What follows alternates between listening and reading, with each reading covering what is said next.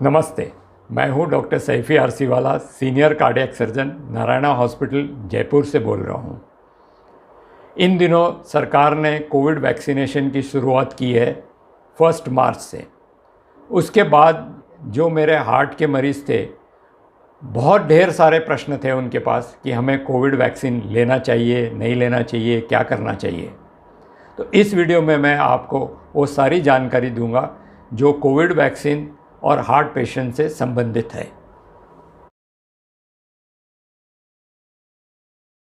Covid vaccine किन लोगों को लेना चाहिए? एज़ पर हमारे गाइडलाइंस जो सरकार ने निकाले हैं, इसके हिसाब से हर कोई को कोविड वैक्सीन लेनी चाहिए। लेकिन क्योंकि ये लॉजिस्टिकली पॉसिबल नहीं होता कि एक साथ में इतने सारे लोगों को वैक्सीन किया जाए, इसलिए एक प्रायोरिटी अप्रोच लिया गया है, जिसमें जो प्रायोरिटी जिस हिसाब से है कोविड की वैक्सीनेशन की, उसी हिसाब से करना है। इस प्रायोरिटी लिस्ट बनाई गई है। उस लिस्ट में जो हेल्थ वर्कर्स है या जो सिक्योरिटी पर्सनल है, जो डायरेक्टली पब्लिक के कांटेक्ट में आते हैं या कोविड पेशेंट के कांटेक्ट में आते हैं, उन्हें सबसे पहले वैक्सीनेशन दी गई है। इसके बाद जो वृद्ध अवस्था के लोग हैं, जिनकी उम्र 60 साल के ऊपर है, उन सबको कोविड वैक्सीन लेनी है। जो 60 साल की उम्र से कम है, उनको अगर किसी भी तरीके की बीमारी है, चाहे हार्ट की हो, किडनी, लिवर, इंटेस्टाइन्स, किसी भी तरीके की बीमारी, डायबिटीज़, हाई ब्लड प्रेशर या फिर और कोई भी बीमारी हो, उन्हें कोविड वैक्सीनेशन लेना ज़रूरी है।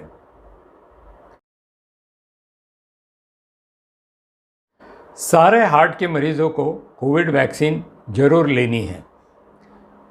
हार्ट की जो भी दवाइयाँ हैं, वो और कोविड वैक्सीन में कोई इंटरेक्शन नहीं है। इसलिए कोई घबराने की ज़रूरत नहीं है कि हम कोविड वैक्सीन लेंगे तो हमें दवाइयाँ बंद करनी है या क्या करना है, दवाइयों में कोई फेरफार करना है, ऐसा कुछ भी नहीं करना। सिर्फ जो मरीज़ खून पतला करने की दवाइयों पे है, उन्हें थोड़ी सावधानी बरतनी है। उसके बारे में मैं ये जानकारी आपको बताऊंगा। जो भी हार्ट के मरीज़ होते हैं, उन्हें ब्लड थिनर यानी कि खून पतला करने की दवाइयाँ दी जाती हैं। हार्ट मरीज़ को हम 2 ग्रुप में डिवाइड करेंगे। एक ग्रुप वो है जो इकोस्पोरिन, क्लोपिडोग्रेल, प्रासोग्रेल एक्सेट्रा यानी कि एंटी प्लेटलेट्स लेता है। ये ग्रुप के पेशेंट की या तो बाईपास सर्जरी हुई है, या उन्हें स्टेंटिंग डाली गई है, या इन्हें नाड़ियों की बीमारी है, उनको ये दवाइयाँ चलती हैं। फिर भी अगर आपको लगता है कि बार बार आपको कोई ब्लीडिंग टेंडेंसी है, मसूड़ों से ब्लीडिंग होती है या कोई कट लगने पे ब्लीडिंग ज़्यादा होती है, अगर आपको ऐसा लगता है तो आप अपनी डॉक्टर की सलाह लें और उसके बाद ये कोविड वैक्सीन लगवाएं। इसी तरह से दूसरे टाइप के मरीज़ होते हैं जिनको एसिट्रोम और वॉरफेरिन चलती है। ये लोगों का या तो वाल्व बदला गया है, यानी कि वाल्व रिप्लेसमेंट हुआ है, वाल्व का प्रत्यारोपण किया गया है, या ये एट्रियल फिब्रिलेशन में है, जिसके खून का थक्काकरण रोकने के लिए इन्हें ये एंटीकोगुलेंट दी गई है, या किसी मस्तिष्क का आघात होने के कारण इन्हें ये एंटीकोगुलेंट दी गई है। तो इन लोगों के लिए जो आईएनआर की जांच बार बार करते हैं, इन लोगों के लिए भी कुछ सावधानी करनी है। ये देखना है कि आईएनआर बहुत उच्च ना हो। कोविड वैक्सीन लेने के पहले आईएनआर ज़रूर करवाएं। अगर आईएनआर 4 के ऊपर है तो अपने डॉक्टर से संपर्क करके फिर ही कोविड वैक्सीन लेनी चाहिए। हो सकता है आपका डॉक्टर 2 या 3 दिन के लिए एसिट्रोम या वॉरफेरिन बंद कर दे और उसके बाद आपको कहे वैक्सीन लगाने के लिए। इसी तरीके से जिनका आईएनआर भी नॉर्मल है, 2.5 से 3.5 के बीच में जो हम आईएनआर रखते हैं, जिनका वाल्व रिप्लेस हुआ है और जो एसिट्रोम और वॉरफेरिन पे है, इन लोगों को भी सलाह दी जाती है कि वो एक बार आईएनआर कराएं, और अगर इसी रेंज में आईएनआर है तो 1 या 2 दिन के लिए वो एसिट्रोम बंद करते हैं। अगर उन्हें डर लगता है तो वो बंद कर सकते हैं, और जिस दिन वैक्सीनेशन लगती है उसी दिन फिर से वो एसिट्रोम वॉरफेरिन का वही डोज शुरू कर देना है।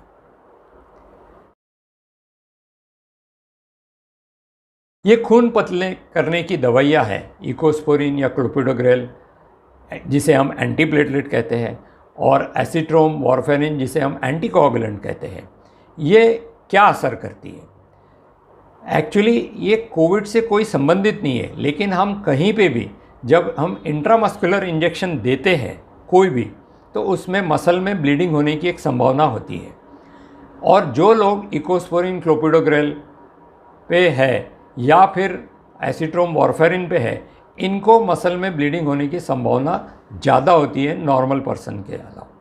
इसलिए इन लोगों को थोड़ा केयरफुली रहना पड़ता है। इकोस्पोरिन क्लोपिडोग्रेल वालों को इतनी तक प्रॉब्लम नहीं आती है क्योंकि उसमें ब्लीडिंग के चांसेस कम होते हैं। एसिट्रोम और वारफेरिन में ब्लीडिंग के चांसेस ज़्यादा होता है इनके कंपैरिजन में।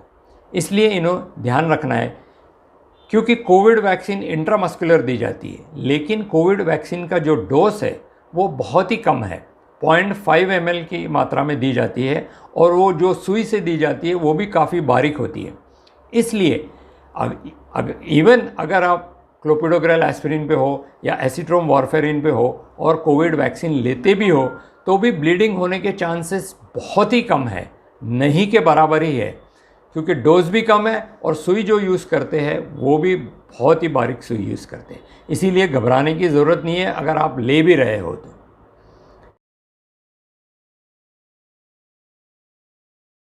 जब आप कोविड वैक्सीन लगवाने जाते हो तो उस समय कोविड वैक्सीन लगवाने के बाद जो भी इंजेक्शन का साइट है उसको 5 से 10 मिनट तक आप दबा के रखिए, ताकि जो कोई भी थोड़ी बहुत संभावना हो ब्लीडिंग की, वो ब्लीडिंग नहीं होंगी अगर आप उस इंजेक्शन साइट को दबा के रखेंगे तो ये प्रिकॉशन लेना है आपको कोविड वैक्सीन के समय।